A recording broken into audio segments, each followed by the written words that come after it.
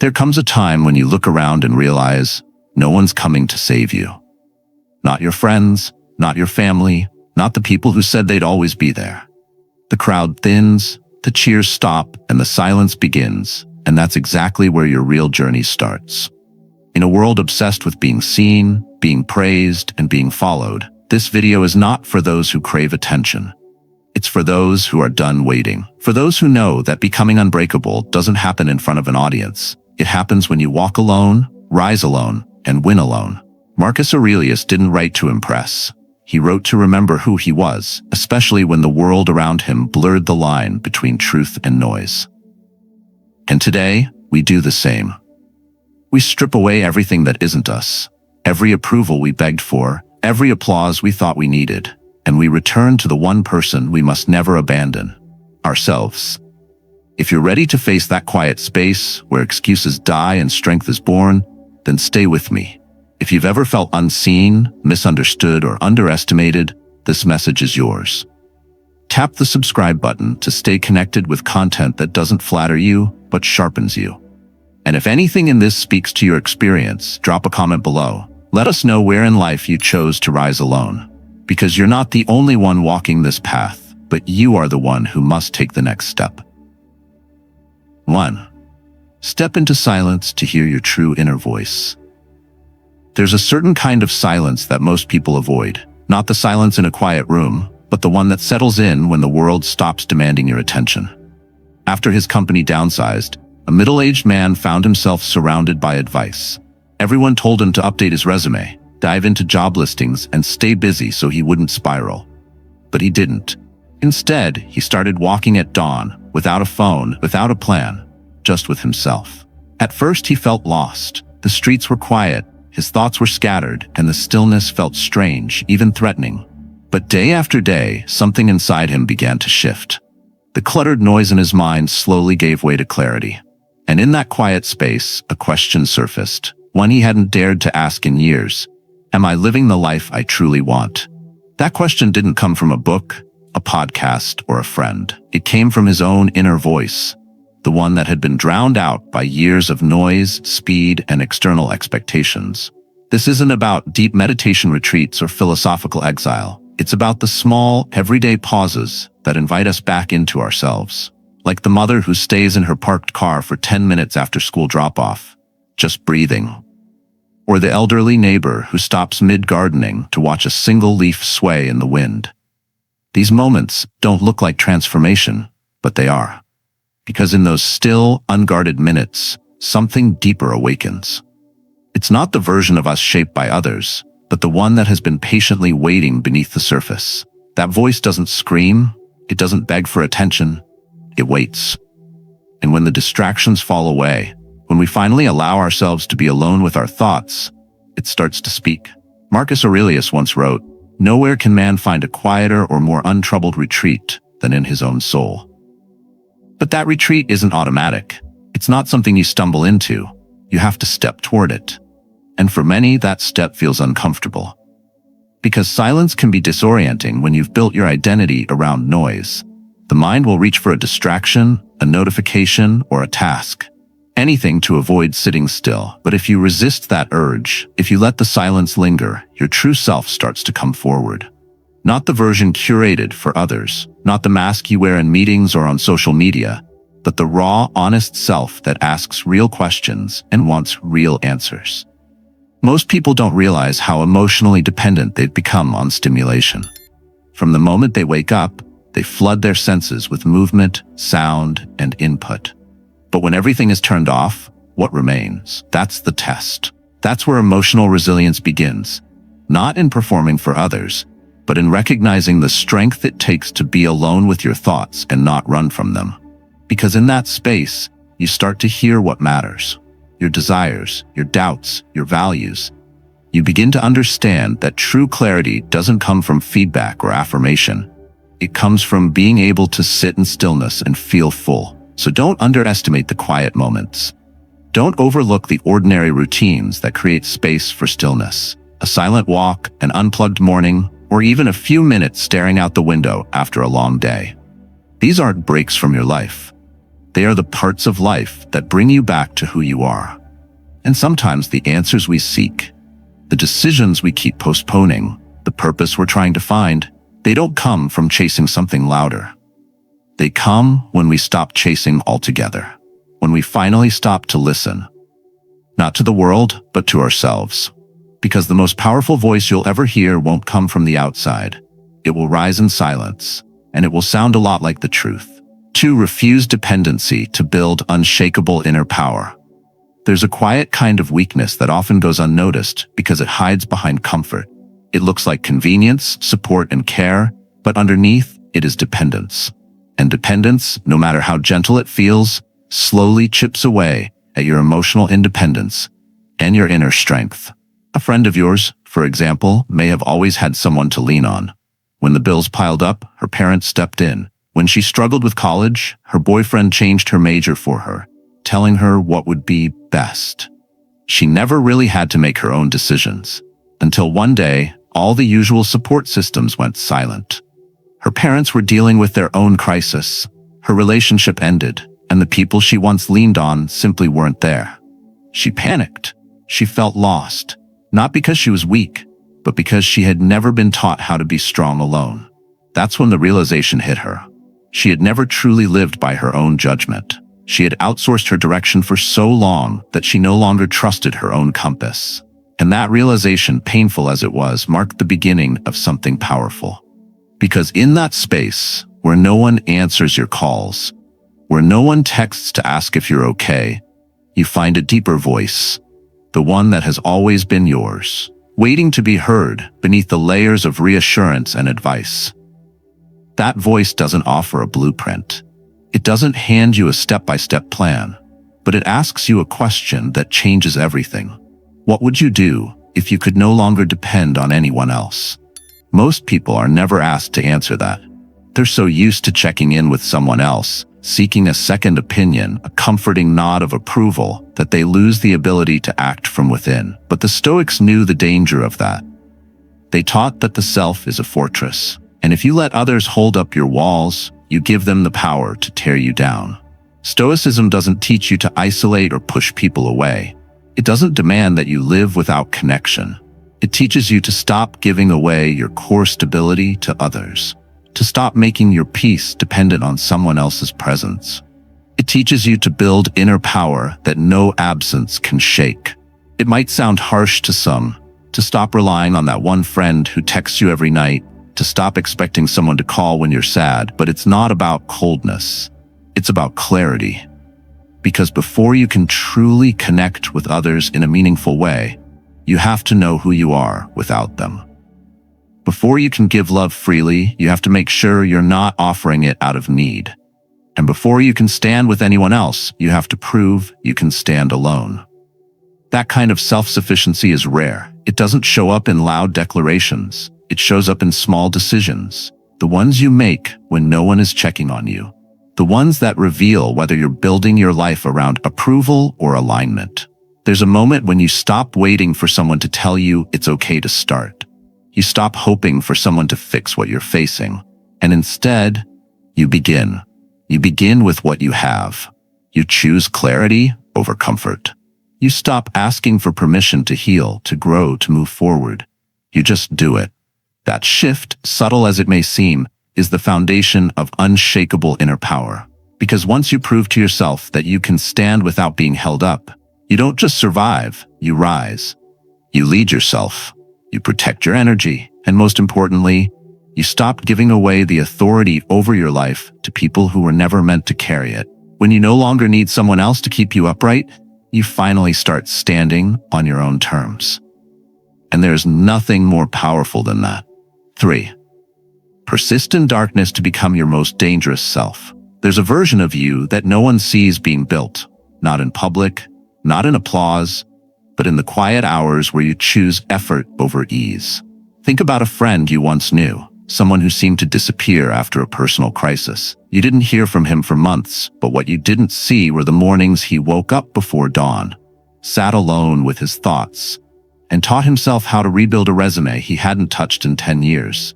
Or maybe it was someone else, Someone who deleted every social media app just to study in silence after failing a critical exam. No celebration, no encouragement. But behind that closed door, something formidable was forming. Those moments of obscurity, of repeated invisible work, are the forge, not the stage, of your most powerful self. Most people wait for motivation to strike. They want conditions to be ideal, timing to be perfect, and support to be available. But the Stoic doesn't wait. The Stoic rises while the world sleeps, not because it's easy, but because it's necessary.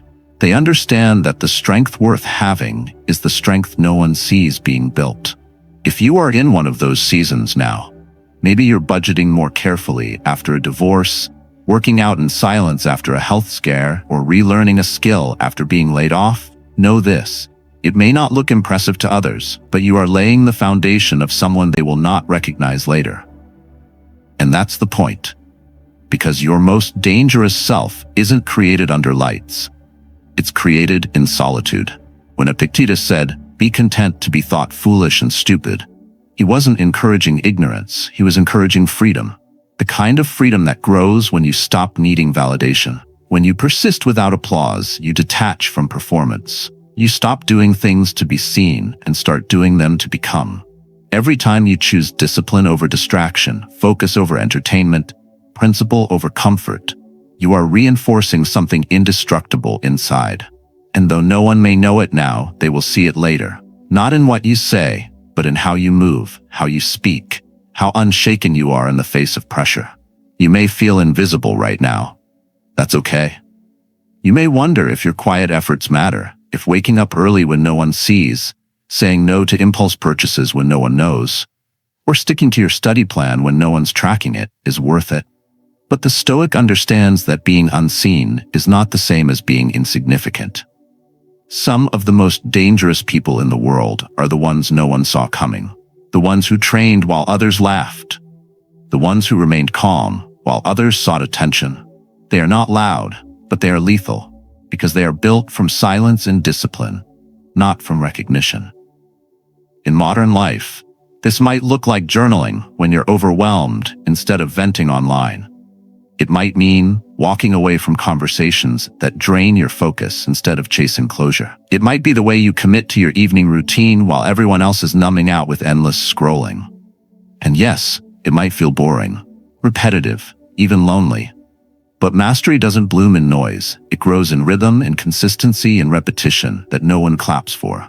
The gym with no mirrors, the study session with no group chat, the prayer whispered when no one's listening. These are the places where your next level is built. So don't be afraid if you're the one working in the shadows right now. Don't resent the obscurity, embrace it. Because the ones who persist in darkness are the ones who emerge unbreakable. When the lights finally hit you, you won't need them. You will already know who you are. And that is what makes you dangerous.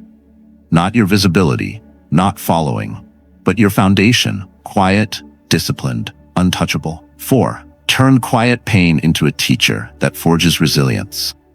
Pain doesn't always arrive with drama. Sometimes it shows up quietly, unannounced, and lingers in the corners of your life. Unspoken, misunderstood, but heavy. For some, it comes as a loss of purpose, not a tragedy.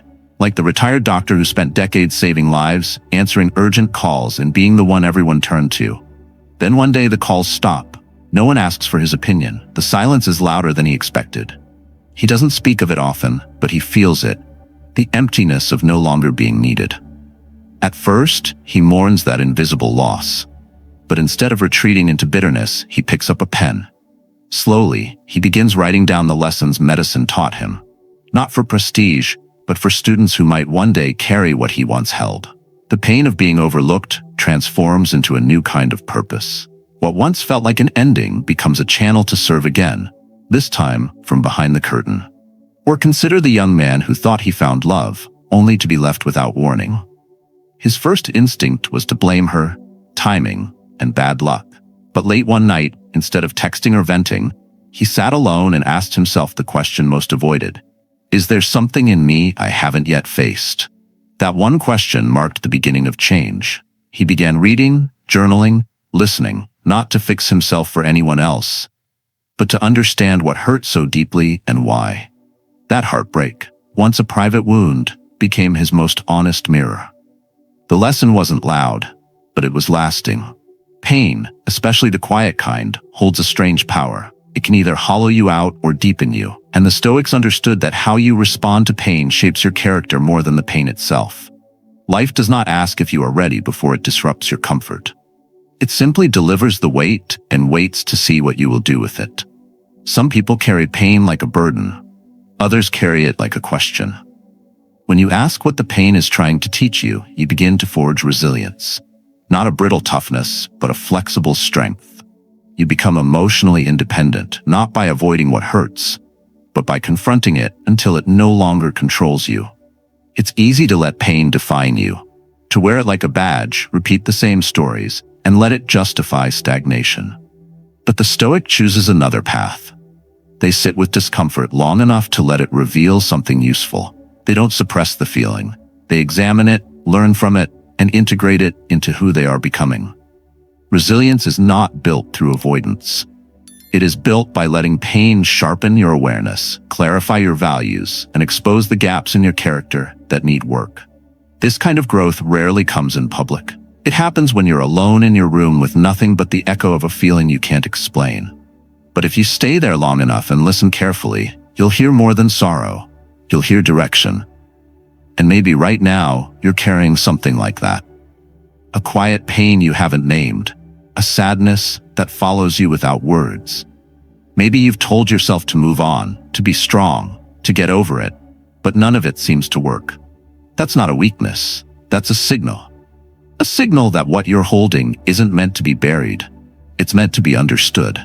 Let it teach you. Let it stretch you. Let it break something false in you so something true can take its place. Because not every wound is meant to close quickly. Some are meant to stay open, just long enough to reshape you. There will be no trophies for this kind of healing, no applause, no status boost. But there will be depth. And in a world built on surfaces, depth is power.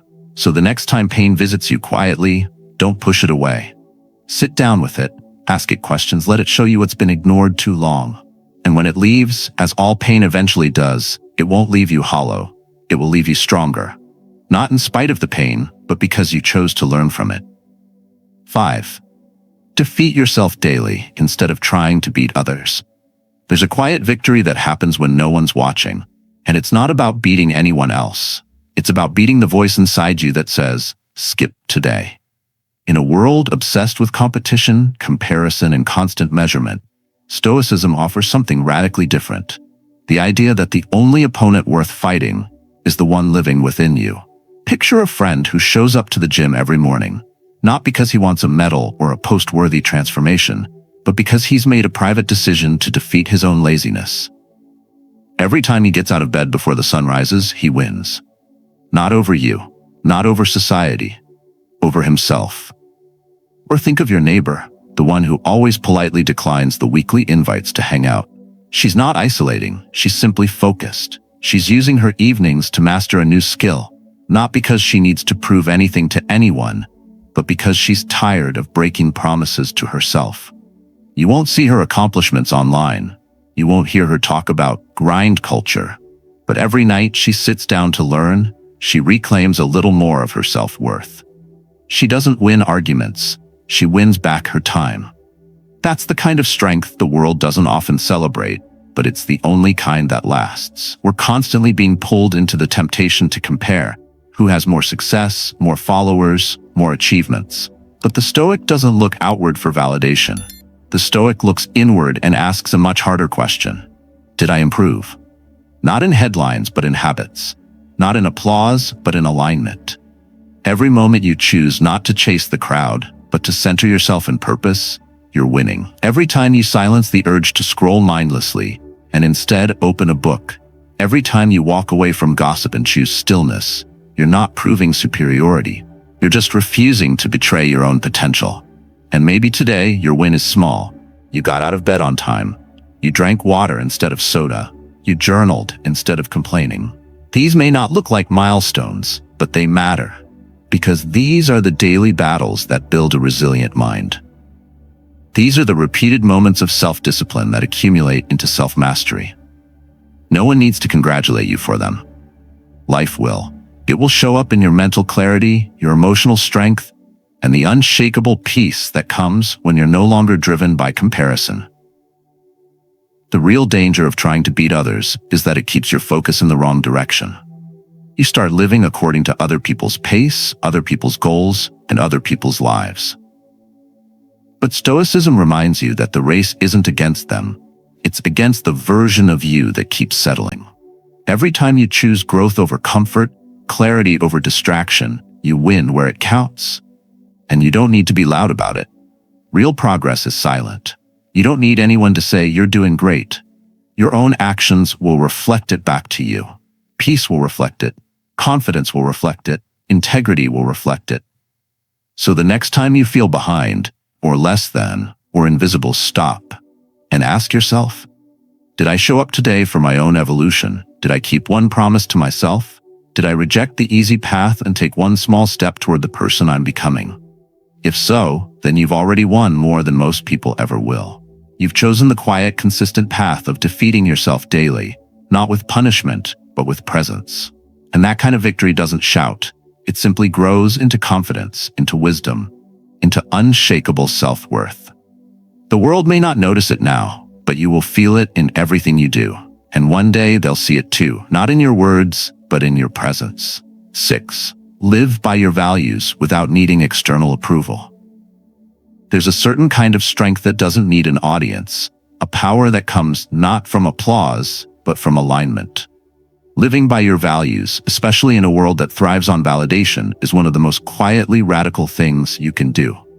Your cousin, for instance, walked away from a 6-figure corporate job to teach at a small community school. People whispered behind his back. Some called it a waste. Others said he was running from ambition, but he never flinched. Because deep down, he knew he wasn't walking away from success. He was walking toward significance. He was no longer interested in chasing what looked good. He wanted to do what felt right.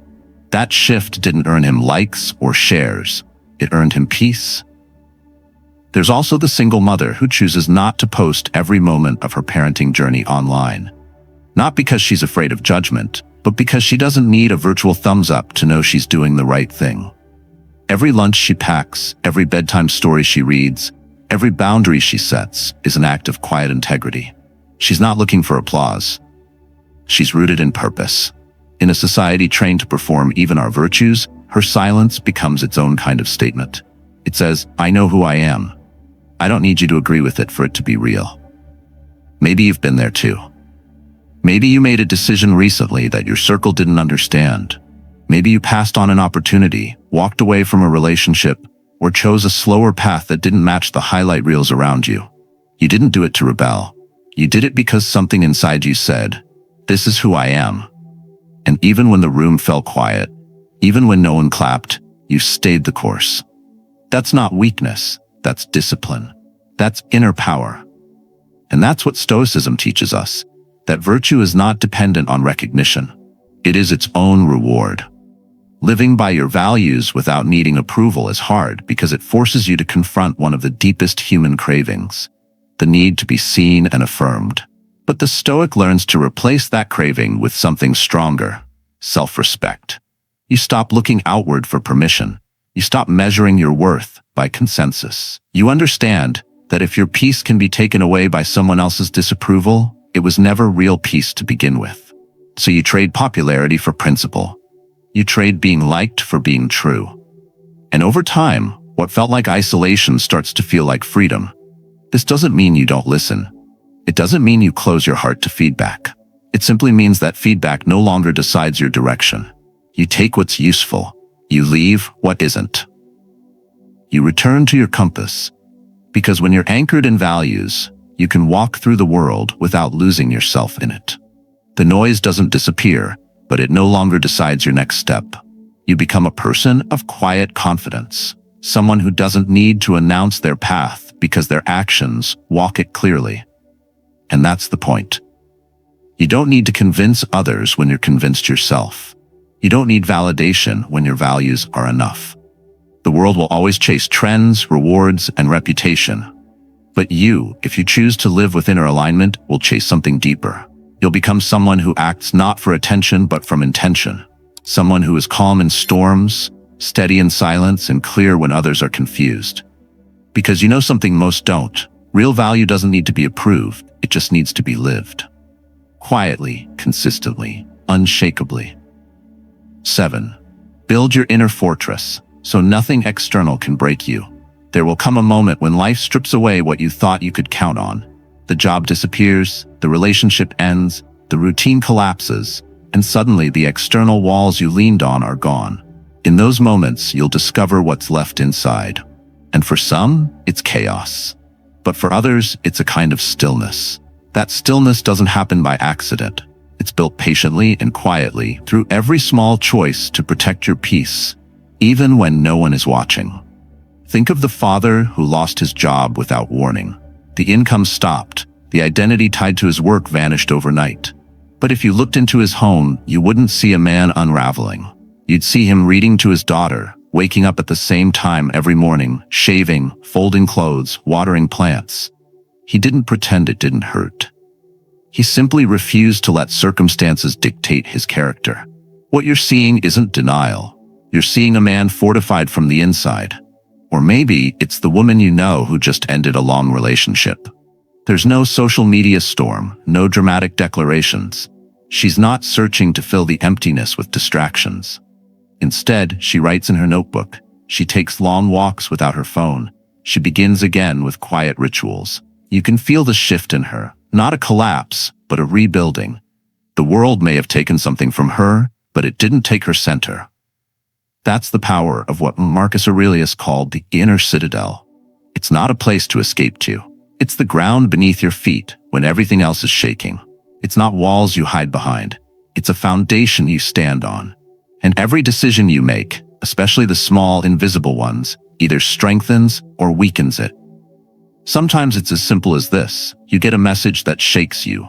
Bad news, a setback. And your instinct is to lash out or spiral. But you pause, you breathe, you open a journal and write 5 things you're still grateful for. Not because you're pretending to be fine, but because you're practicing emotional self-protection. You're telling yourself, this storm may be loud, but it won't tear me apart. That's not performance. That's discipline. And over time, those small acts, moments of conscious emotional detachment, those habits that shield your mind, become bricks in the fortress. The world is unpredictable. You cannot stop the losses, the changes, the people who disappoint you. But you can prepare. You can build a place inside that doesn't move with the weather. The Stoics understood that real strength isn't in control, it's in response. They didn't chase stability outside. They cultivated it within. Because what is external can always be taken. What is internal must be trained, earned, and protected. So ask yourself, what are you building today when no one is watching? When you choose not to argue, when you choose to go to bed early, when you choose to stretch instead of scroll, when you choose not to panic, even when your emotions want to explode. You're not just surviving, you're constructing a version of yourself that doesn't shatter easily.